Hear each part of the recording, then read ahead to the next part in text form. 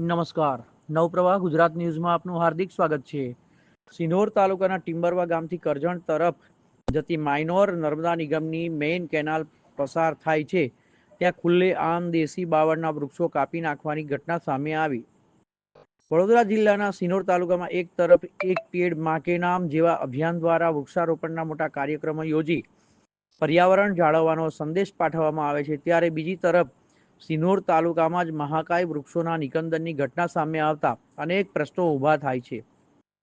મોટા કદ ધરાવતા મહાકાય વૃક્ષો કાપી નાખવામાં આવ્યા હોવાની ઘટના સામે આવી છે. વર્ષોથી ઉભેલા લીલા વૃક્ષોને લાકડાના માફિયાઓ દ્વારા ગેરકાયદેસર રીતે કાપી નાખવામાં આવ્યા હોવાની ચર્ચા સ્થાનિકોમાં ઉઠી રહી છે. સ્થળ પર મોટા મોટા થળિયા જેવા મળતા સ્થાનિક લોકોમાં ભારે રોષ ફેલાયો છે. લોકોનો પ્રશ્ન એ છે કે આ પ્રકારનું કાયદેસર યા ગેરકાયદેસર કટિંગ કયા અધિકારીઓના આશીર્વાદથી ચાલી રહ્યું છે? આ લક્કડચોરને કાયદેસરની કાર્યવાહી કરવામાં આવશે ખરી?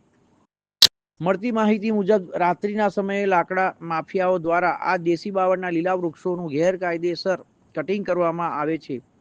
પર્યાવરણ માટે મહત્વ ધરાવતા આ વૃક્ષો ખુલ્લે આમ કાપી નાખતા ટ્રેક્ટરો ભરાતા વિસ્તારની હરિયાળી પર અસર થવાની ભીતિ પણ સ્થાનિકો વ્યક્ત કરી રહ્યા છે. હવે જોવાનું એ રહ્યું કે સંબંધિત વિભાગ દ્વારા આ મામલે શું કાર્યવાહી કરવામાં આવે છે અને જવાબદાર લોકો સામે કડક પગલાં લેવામાં આવશે કે નહીં તે જોવાનું રહ્યું.